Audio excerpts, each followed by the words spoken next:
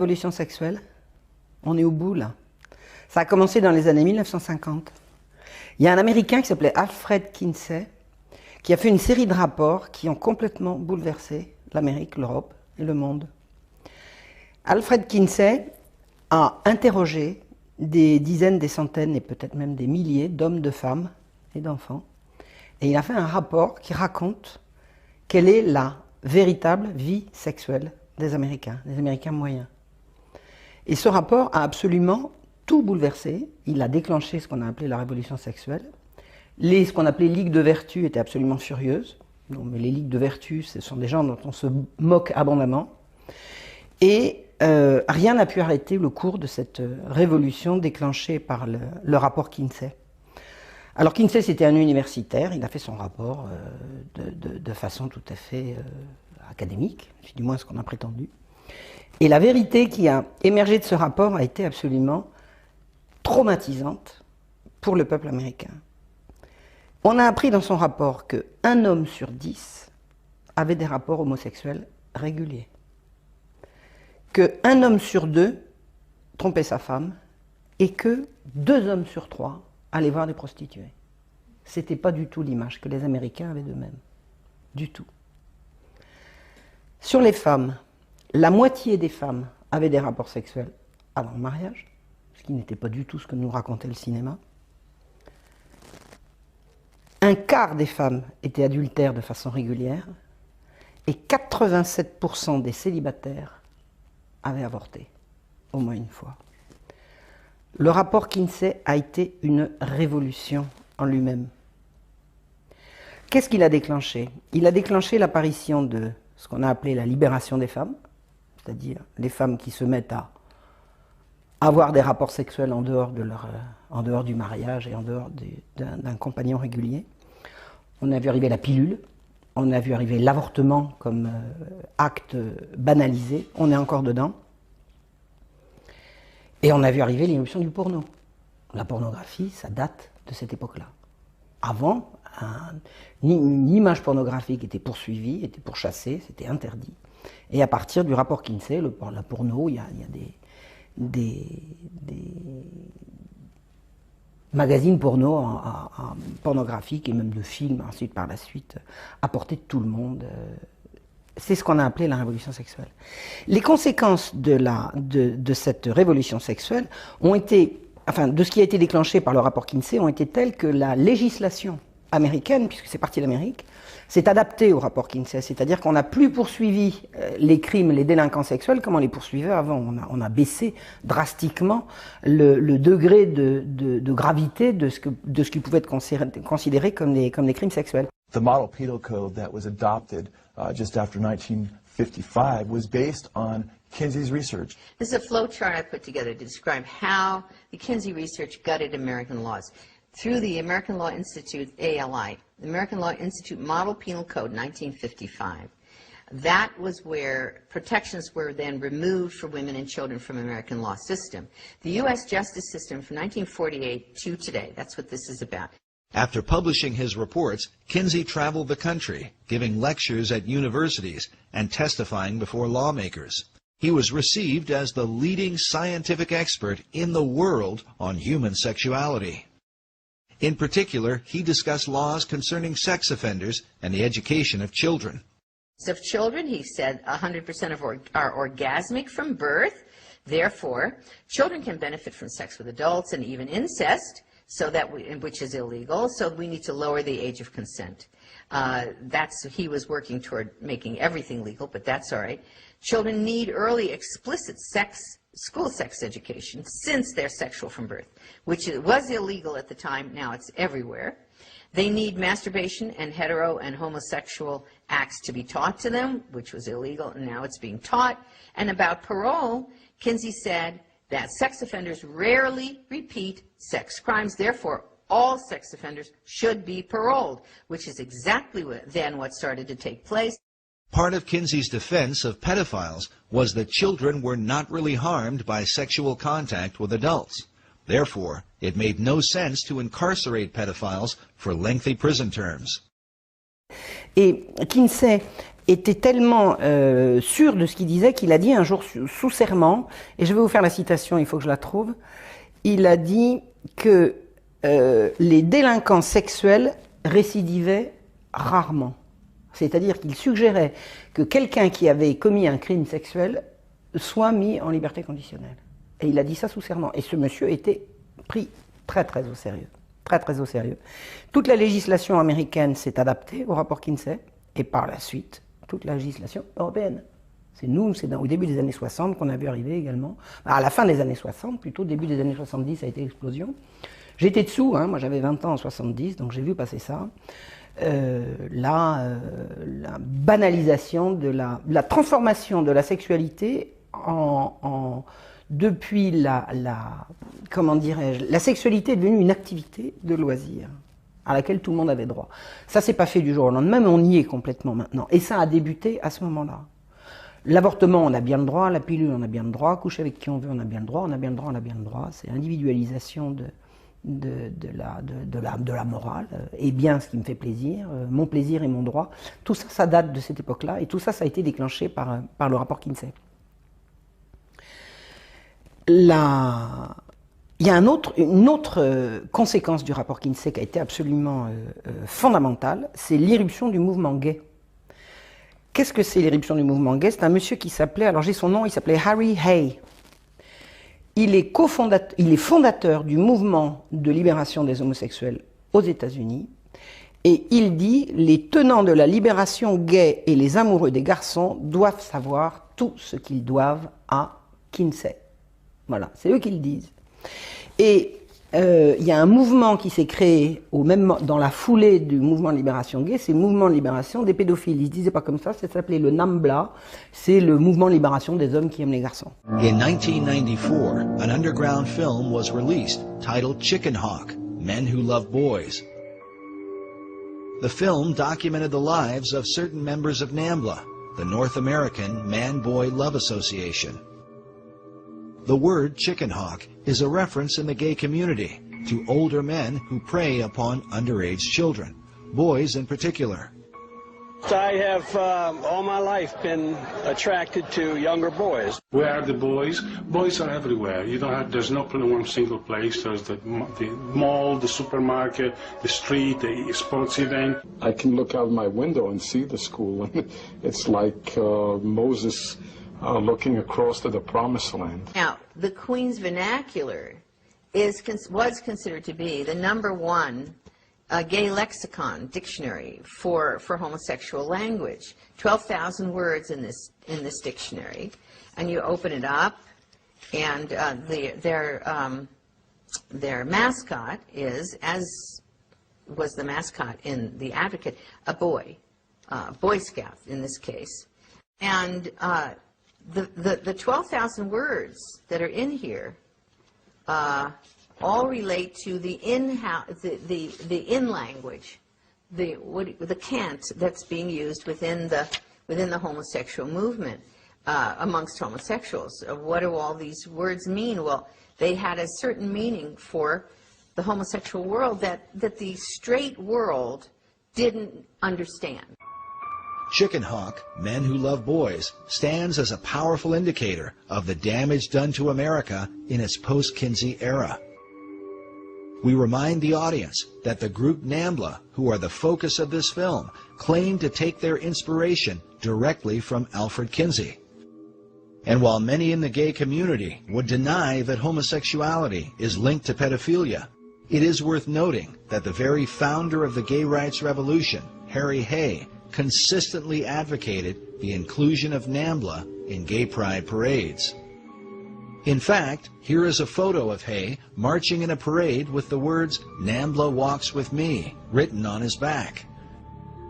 Needless to say, Hay had been persuaded by his chief influence, Alfred Kinsey.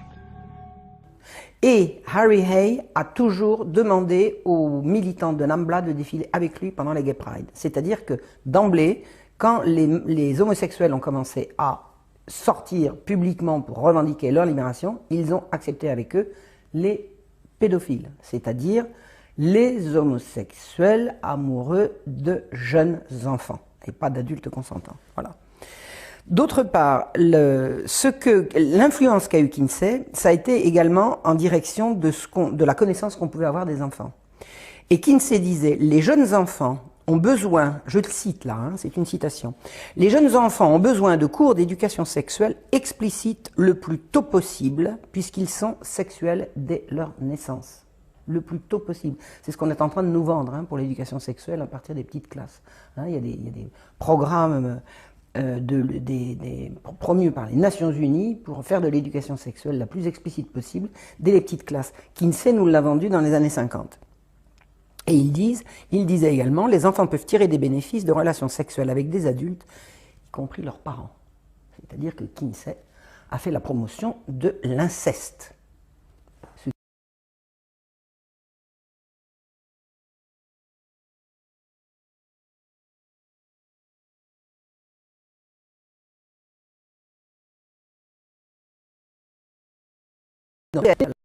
Sauf que des gens courageux, intelligents et moralement tout à fait recommandables sont allés regarder ça de plus près. Et ils ont vu quoi? Que 55% des hommes interrogés par Kinsey sur leurs pratiques sexuelles étaient des délinquants, des prisonniers, des psychopathes, des grands criminels, et y compris des grands criminels sexuels. Il a mélangé pour moitié des hommes normaux de l'américain moyen avec des délinquants, des psychopathes, y compris des délinquants sexuels. Et il nous a sorti des statistiques là-dessus. Again, a later study done as early as 1960 by Phyllis and Eberhard Kronhausen would find that the levels of sexual promiscuity among males were much lower than Kinsey had reported. According to his fellow researchers, the reason for this dramatic difference is because Kinsey manipulated the data, including men from America's prisons, as part of the regular male population. He wrote that he found 1,300 to 1,400 sex offenders that he used as his normal male population. What?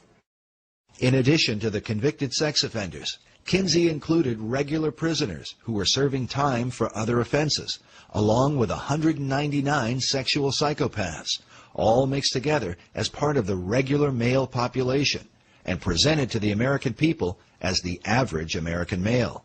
In this interview for the documentary titled 1 in 10, listen as Paul Gephardt, who was one of Kinsey's co-authors and a member of his original team, admits to the high percentage of prisoners and their impact on Kinsey's data. With these poorer, lower educational level samples. And when I say poorer, they had, for example, 55% were prison.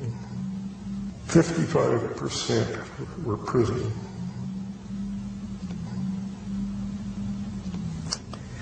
And I think that has a definite effect. We know, we didn't have enough non-prison people to do much of a comparison, but he didn't do a comparison. He simply took the prison people he got and used them at that less than college educated sample. Il est allé, pour parler des pratiques homosexuelles des hommes américains, faire des enquêtes dans des bars gays et dans des bains pour homosexuels. Il a mélangé ces résultats-là avec les résultats de l'américain moyen. Et il nous a sorti une statistique sur les pratiques homosexuelles de l'américain moyen. C'est extraordinaire. Les femmes, comment a-t-il trouvé autant de femmes qui avortent et qui ont des rapports sexuels multiples hors mariage? Il est allé interroger des prostituées. Et il a mélangé les résultats obtenus chez les prostituées avec les résultats obtenus avec des ménagères, dont personne ne peut nous dire à quel titre des ménagères américaines auraient fait des confidences à un type qu'elles ne connaissaient pas sur leurs pratiques intimes. C'est-à-dire qu'en fait, au bout du compte, le rapport Kinsey est totalement fallacieux et mensonger. On a changé la législation américaine et lancé une révolution sexuelle sur des résultats faussés, truqués et malveillants. Mais il y a plus grave encore. Il y a plus grave encore. Alors, à propos de l'homosexualité des hommes, des enquêtes ont été faites à la suite des rapports Kinsey avec d'autres données et des gens qui ne sont pas allés voir les barguets et les bains. Les chiffres de Kinsey ont été multipliés par 10. C'est-à-dire que la vraie statistique de l'homosexualité, d'après ces chercheurs, c'est pas 1 homme sur 10, c'est 1 sur 100, ce qui n'est pas la même chose. Ce qui n'est pas du tout la même chose. Maintenant, comment est-il allé faire pour découvrir que les enfants étaient sexuels dès la naissance? Là, on doit la découverte de ce qui s'est passé à une américaine de choc qui s'appelle Madame Judith Reisman, que je salue. And you know what Gebhardt said to me? You know what Dr. Gebhardt said? He wrote me a letter, which I wish you had up there too, in which he said that oral and manual techniques were used on the children. Now, Phil, I'm going to say that once more. I'm going to say that once more. And if I'm wrong, let them sue me. He said oral and manual techniques were used on those children.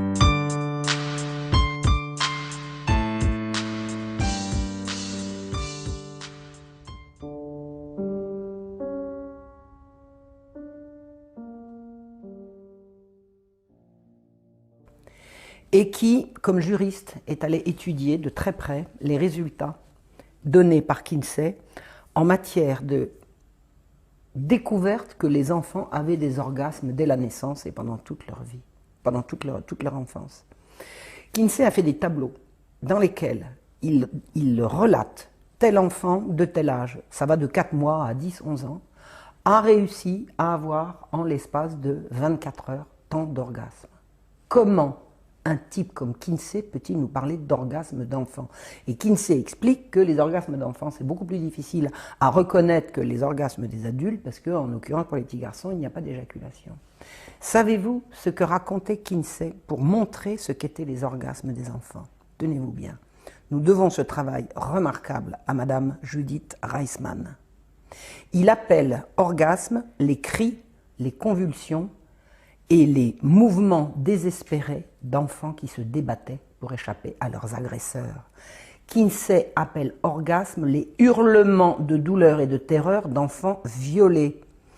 Kinsey nous a fait un rapport sur la sexualité enfantine, fait sur des enfants violés par des pédophiles dont il était lui-même. C'est ça qui a constitué le changement de morale en direction de l'éducation à donner aux enfants. Et nous y sommes à l'heure actuelle. Les enfants sont, paraît-il, sexuels dès leur plus jeune âge, on le sait par Kinsey, qui était un pédocriminel. The findings are so extreme that one child, a 4-year-old, is said to have had 26 orgasms within a 24-hour period. For Dr. Reisman, the obvious question was, where did Kinsey get such information? And I looked at those charts and graphs. I can't tell you how long it took me to try to process what I was seeing. I said, this is the torture of children.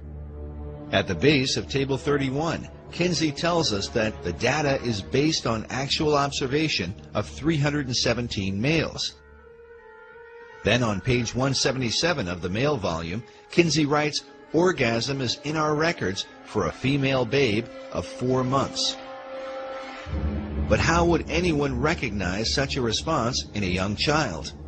Kinsey wrote that among pre-adolescent boys and among younger females, orgasm is not so readily recognized, partly because of the lack of ejaculate. And so I said, what did this man, this Kinsey, call an orgasm? Right. I mean, it's an obvious question, isn't it?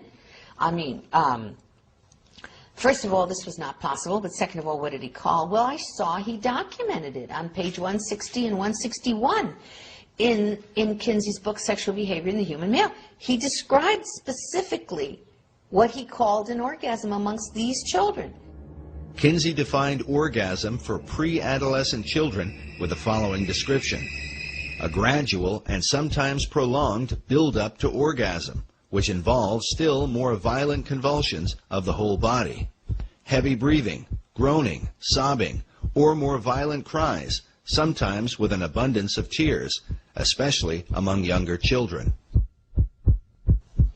And he said there were 6 categories. He called them 6 categories of orgasm, and he had category 1, 2, 3, 4, 5, and 6. And included in these categories of what he called an orgasm were screaming, writhing in pain, hysterics, especially among younger children. He put that in parentheses, especially among younger children, parentheses. He said that the children had convulsions. Those were his words. He said they fainted. He said they struck the partner. He called it the partner. This is the man who's raping the child. Okay. They struck the partner and tried to get away. And he said that those were all examples for him, of orgasm. Savez-vous comment est mort Kinsey? Il paraît qu'il est mort d'une crise cardiaque. En réalité, il s'infligeait à lui-même, des sévices abominables, et on a retrouvé à sa mort qu'il s'était arraché les testicules. C'est pas bien comme exemple pour remodeler la morale d'un pays. Qui a financé le rapport Kinsey?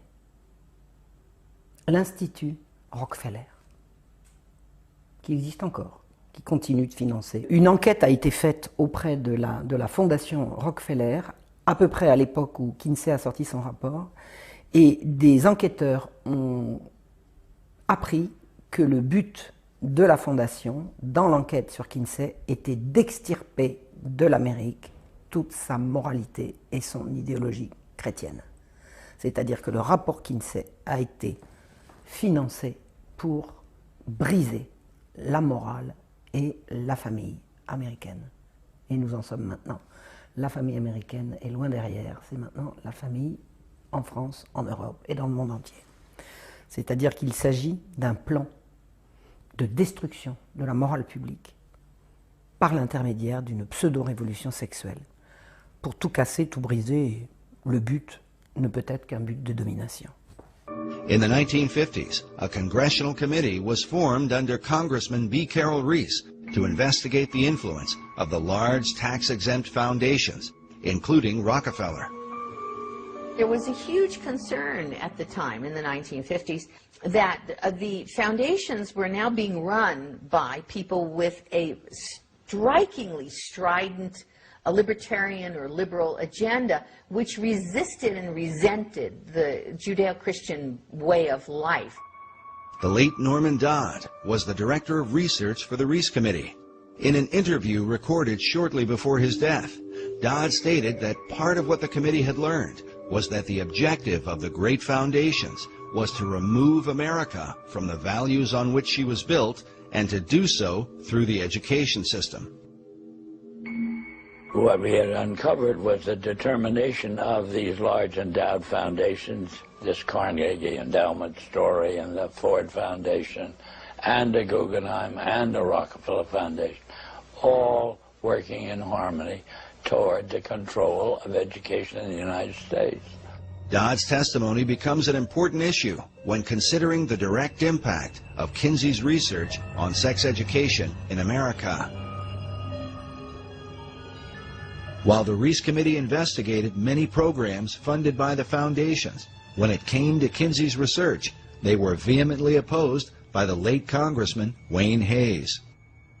That's established quite well in Renee Wormser's book on foundations, their power and influence, a book that no American who wants to understand what happened to our country should be without. Renee Wormser was the lawyer for the Reese Committee.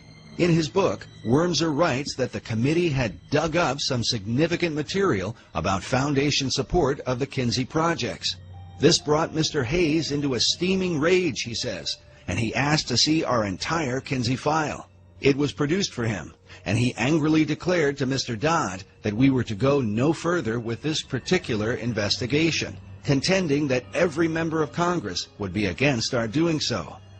Mr. Hayes stated emphatically to Mr. Dodd that he would oppose any further appropriation to our committee unless the Kinsey investigation were dropped. Savez-vous comment s'appelle l'Institut Kinsey? Le vrai nom de l'Institut Kinsey, c'est Institut pour l'étude du sexe, du genre et de la reproduction. C'est-à-dire que le genre, l'étude de genre, fait partie de ce que promet l'Institut Kinsey, grand criminel devant l'Éternel. En 2007, Aaron Russo, qui était un homme de cinéma, atteint d'un cancer, a donné une longue interview à... Comment s'appelle-t-il, hein? Alex Jones. Et il a dit avoir été ami avec un certain Nick Rockefeller. Alors, je ne connais pas l'affiliation, enfin, je veux dire les rapports familiaux entre ce Nick Rockefeller et la fondation du même nom. Enfin, il est vraisemblable que ce très riche monsieur faisait partie de cette bande.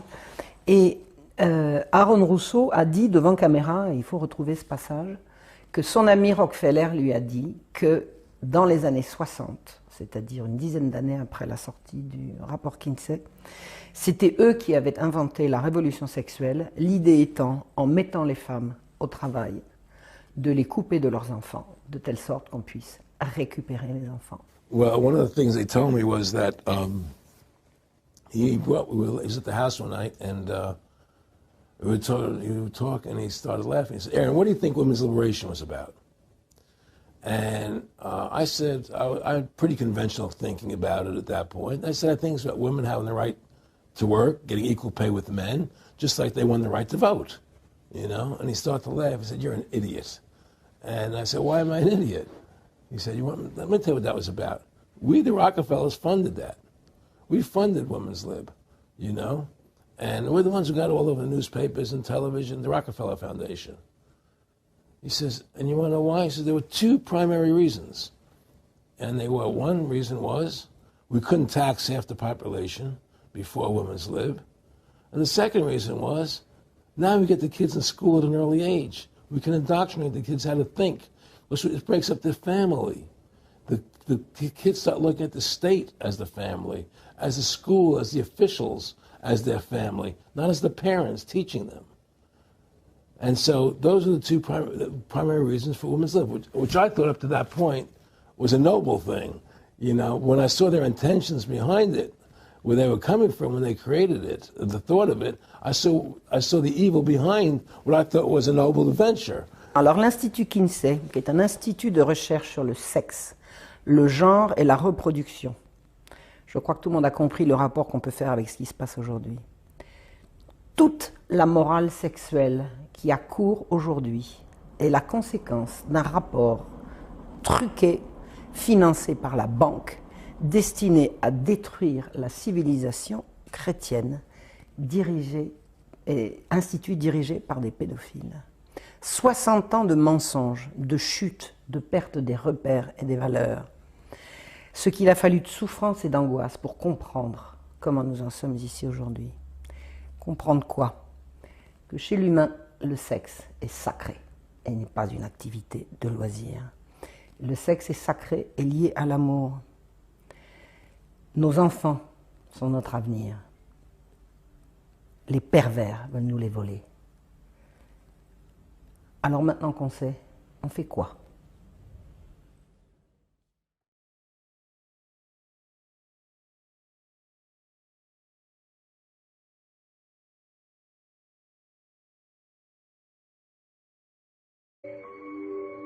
The film documented the lives of certain members of NAMBLA, the North American Man-Boy Love Association. The word chicken hawk is a reference in the gay community to older men who prey upon underage children, boys in particular. I have all my life been attracted to younger boys. Where are the boys? Boys are everywhere. You don't have, there's not one single place. There's the mall, the supermarket, the street, the sports event. I can look out my window and see the school, and it's like Moses looking across to the promised land. Now, the Queen's Vernacular was considered to be the #1 gay lexicon dictionary for homosexual language. 12,000 words in this dictionary, and you open it up, and their mascot is, as was the mascot in The Advocate, a boy, Boy Scout in this case, and the 12,000 words that are in here all relate to the in language, the cant that's being used within the homosexual movement. amongst homosexuals. What do all these words mean? Well, they had a certain meaning for the homosexual world that the straight world didn't understand. Chicken hawk, men who love boys, stands as a powerful indicator of the damage done to America in its post-Kinsey era. We remind the audience that the group NAMBLA, who are the focus of this film, claim to take their inspiration directly from Alfred Kinsey. And while many in the gay community would deny that homosexuality is linked to pedophilia, it is worth noting that the very founder of the gay rights revolution, Harry Hay, consistently advocated the inclusion of NAMBLA in gay pride parades. In fact, here is a photo of Hay marching in a parade with the words, "NAMBLA walks with me," written on his back. Needless to say, Hay had been persuaded by his chief influence, Alfred Kinsey. Et Harry Hay a toujours demandé aux militants de NAMBLA de défiler avec lui pendant les Gay Pride. C'est-à-dire que d'emblée, quand les homosexuels ont commencé à sortir publiquement pour revendiquer leur libération, ils ont accepté avec eux les pédophiles, c'est-à-dire les homosexuels amoureux de jeunes enfants et pas d'adultes consentants. Voilà. D'autre part, l'influence qu'a eu Kinsey, ça a été également en direction de la connaissance qu'on pouvait avoir des enfants. Et Kinsey disait, les jeunes enfants sont, paraît-il, sexuels dès leur plus jeune âge, on le sait par Kinsey, qui était un pédocriminel. The findings are so extreme that one child, a 4-year-old, is said to have had 26 orgasms within a 24-hour period. For Dr. Reisman, the obvious question was, where did Kinsey get such information? And I looked at those charts and graphs. I can't tell you how long it took me to try to process what I was seeing. I said, this is the torture of children. At the base of Table 31, Kinsey tells us that the data is based on actual observation of 317 males. Then on page 177 of the male volume, Kinsey writes, orgasm is in our records for a female babe of 4 months. But how would anyone recognize such a response in a young child? Kinsey wrote that among pre-adolescent boys and among younger females, orgasm is not so readily recognized, partly because of the lack of ejaculate. And so I said, what did this man, this Kinsey, call an orgasm? Right. I mean, it's an obvious question, isn't it? I mean, first of all, this was not possible, but second of all, what did he call? Well, I saw he documented it on page 160 and 161 in Kinsey's book, Sexual Behavior in the Human Male. He described specifically what he called an orgasm amongst these children.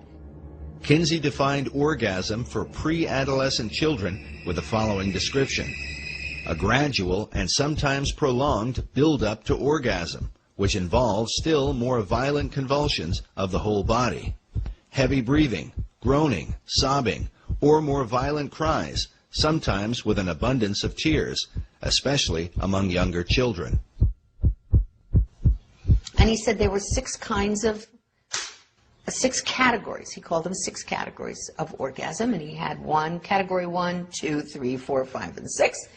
And included in these categories of what he called an orgasm were screaming, writhing in pain, hysterics, especially among younger children. He put that in parentheses, especially among younger children, parentheses.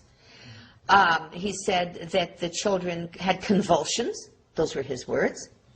He said they fainted. He said they struck the partner. He called it the partner. This is the man who's raping the child. Okay. They struck the partner and tried to get away. And he said that those were all examples for him, of orgasm. Savez-vous comment est mort Kinsey? Il paraît qu'il est mort d'une crise cardiaque.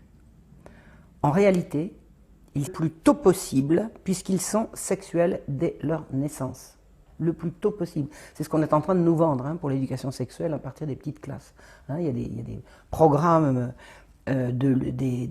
promus par les Nations Unies pour faire de l'éducation sexuelle la plus explicite possible dès les petites classes. Kinsey nous l'a vendu dans les années 50. Et il disait également, les enfants peuvent tirer des bénéfices de relations sexuelles avec des adultes, y compris leurs parents. C'est-à-dire que Kinsey a fait la promotion de l'inceste.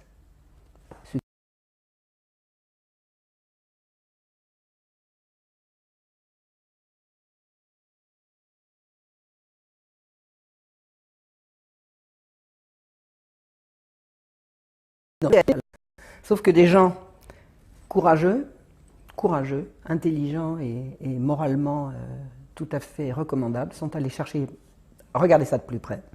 Et ils ont vu quoi?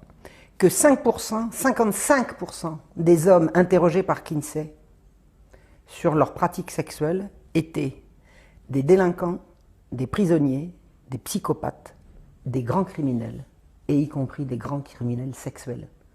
Il a mélangé pour moitié des hommes normaux de l'américain moyen avec des délinquants, des psychopathes, y compris des délinquants sexuels.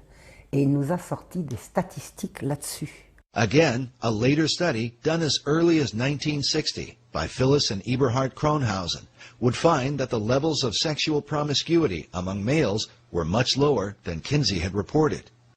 According to his fellow researchers, the reason for this dramatic difference is because Kinsey manipulated the data, including men from America's prisons, as part of the regular male population. He wrote that he found 1,300 to 1,400 sex offenders that he used as his normal male population. What? In addition to the convicted sex offenders, Kinsey included regular prisoners who were serving time for other offenses, along with 199 sexual psychopaths, all mixed together as part of the regular male population and presented to the American people as the average American male. In this interview for the documentary titled 1 in 10, listen as Paul Gebhardt, who was one of Kinsey's co-authors and a member of his original team, admits to the high percentage of prisoners and their impact on Kinsey's data. With these poorer, lower educational level samples. And when I say poorer, they had, for example, 55% were prison. 55% were prison. Dodd's testimony becomes an important issue when considering the direct impact of Kinsey's research on sex education in America. While the Reese Committee investigated many programs funded by the foundations, when it came to Kinsey's research, they were vehemently opposed by the late Congressman Wayne Hayes. That's established quite well in Renee Wormser's book on foundations, their power and influence, a book that no American who wants to understand what happened to our country should be without. Renee Wormser was the lawyer for the Reese Committee. In his book, Wormser writes that the committee had dug up some significant material about foundation support of the Kinsey projects. This brought Mr. Hayes into a steaming rage, he says, and he asked to see our entire Kinsey file. It was produced for him, and he angrily declared to Mr. Dodd that we were to go no further with this particular investigation, contending that every member of Congress would be against our doing so. Mr. Hayes stated emphatically to Mr. Dodd that he would oppose any further appropriation to our committee unless the Kinsey investigation were dropped. Savez-vous comment s'appelle l'Institut Kinsey? Le vrai nom de l'Institut Kinsey, c'est Institut pour l'étude du sexe, du genre et de la reproduction.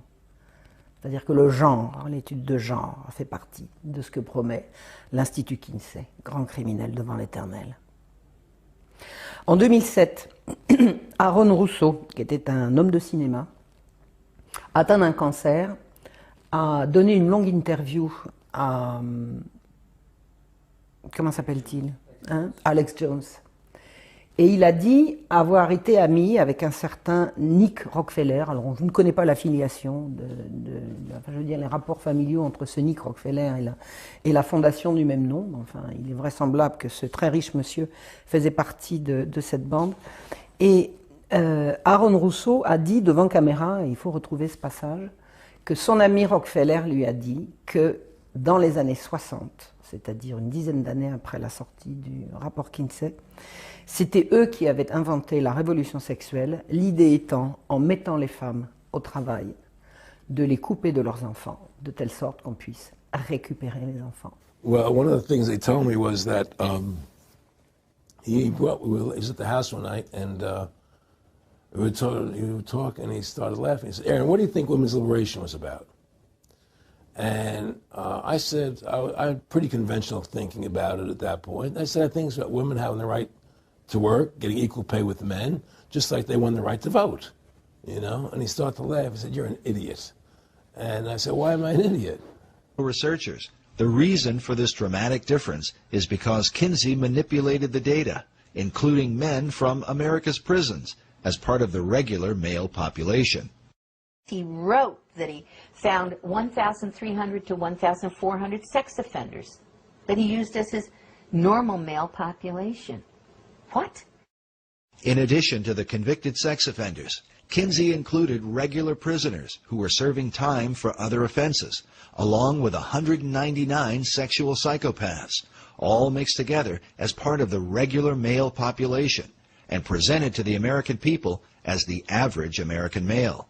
In this interview for the documentary titled 1 in 10, listen as Paul Gebhardt, who was one of Kinsey's co-authors and a member of his original team, admits to the high percentage of prisoners and their impact on Kinsey's data. With these poorer, lower educational level samples. And when I say poorer, they had, for example, 55% were prison. 55% were prison.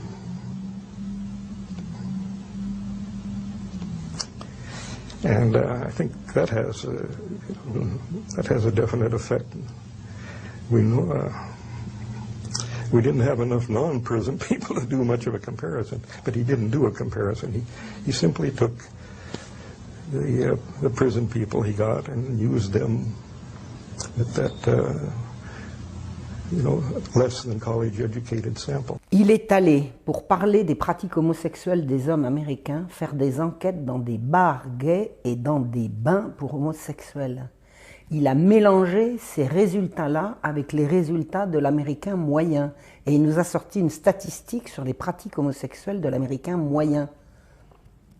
C'est extraordinaire. Les femmes, comment a-t-il trouvé autant de femmes qui avortent et qui ont des rapports sexuels multiples hors mariage? Il est allé interroger des prostituées. Et il a mélangé les résultats obtenus chez les prostituées avec les résultats obtenus avec des ménagères dont personne ne peut nous dire à quel titre des ménagères américaines auraient fait des confidences à un type qu'elles ne connaissaient pas sur leurs pratiques intimes. C'est-à-dire qu'en fait, au bout du compte, le rapport Kinsey est totalement fallacieux et mensonger. On a changé la législation américaine et lancé une révolution sexuelle sur des résultats faussés, truqués et malveillants. Mais il y a plus grave encore. Il y a plus grave encore.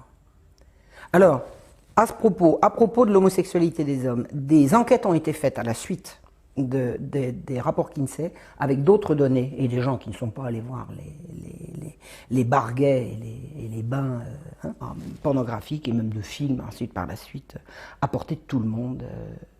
C'est ce qu'on a appelé la révolution sexuelle.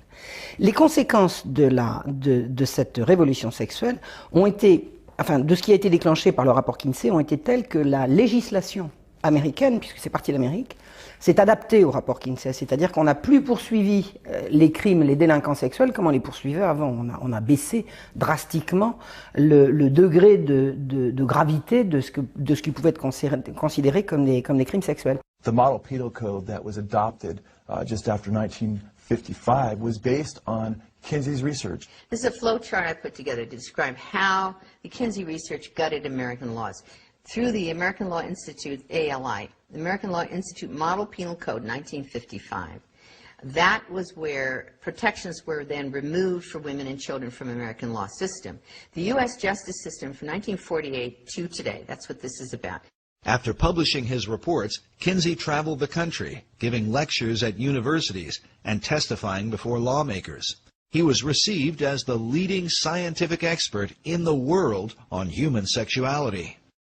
In particular, he discussed laws concerning sex offenders and the education of children. Of children, he said 100% are orgasmic from birth. Therefore, children can benefit from sex with adults and even incest, which is illegal. So we need to lower the age of consent. He was working toward making everything legal, but that's all right. Children need early explicit school sex education since they're sexual from birth, which was illegal at the time. Now it's everywhere. They need masturbation and hetero and homosexual acts to be taught to them, which was illegal, and now it's being taught. And about parole, Kinsey said that sex offenders rarely repeat sex crimes. Therefore, all sex offenders should be paroled, which is exactly what started to take place. Part of Kinsey's defense of pedophiles was that children were not really harmed by sexual contact with adults. Therefore, it made no sense to incarcerate pedophiles for lengthy prison terms.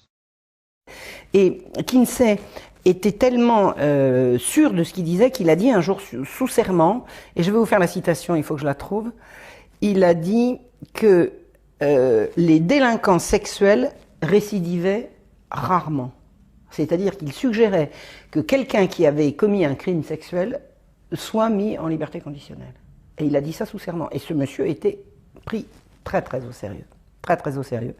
Toute la législation américaine s'est adaptée au rapport Kinsey, et par la suite, toute la législation européenne. C'est nous, c'est au début des années 60 qu'on a vu arriver également. À la fin des années 60, plutôt début des années 70, ça a été l'explosion. J'étais dessous, hein, moi j'avais 20 ans en 70. And I think that has a definite effect. We didn't have enough non-prison people to do much of a comparison, but he didn't do a comparison. He simply took the prison people he got and used them with that less than college educated sample. Il est allé, pour parler des pratiques homosexuelles des hommes américains, faire des enquêtes dans des bars gays et dans des bains pour homosexuels. Il a mélangé ces résultats-là avec les résultats de l'américain moyen. Et il nous a sorti une statistique sur les pratiques homosexuelles de l'américain moyen. C'est extraordinaire. Les femmes, comment a-t-il trouvé autant de femmes qui avortent et qui ont des rapports sexuels multiples hors mariage? Il est allé interroger des prostituées. Et il a mélangé les résultats obtenus chez les prostituées avec les résultats obtenus avec des ménagères dont personne ne peut nous dire à quel titre des ménagères américaines auraient fait des confidences à un type qu'elles ne connaissaient pas sur leurs pratiques intimes. C'est-à-dire qu'en fait, au bout du compte, le rapport Kinsey est totalement fallacieux et mensonger. On a changé la législation américaine et lancé une révolution sexuelle sur des résultats faussés, truqués et malveillants.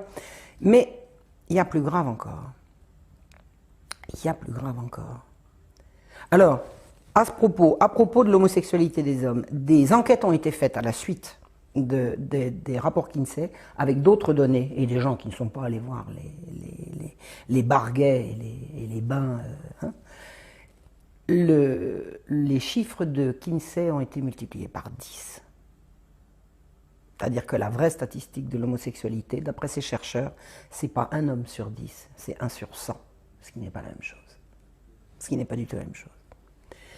Maintenant, comment est-il allé faire pour découvrir que les enfants étaient sexuels dès la naissance? Là, on doit la découverte de ce qui s'est passé à une américaine de choc qui s'appelle Madame Judith Reisman, que je salue. And you know what Gebhardt said to me? You know what Dr. Gebhardt said? He wrote me a letter, which I wish you had up there too, in which he said that oral and manual techniques were used on the children. Now, Phil, I'm going to say that once more. I'm going to say that once more. And if I'm wrong, let them sue me. He said oral and manual techniques were used on those children.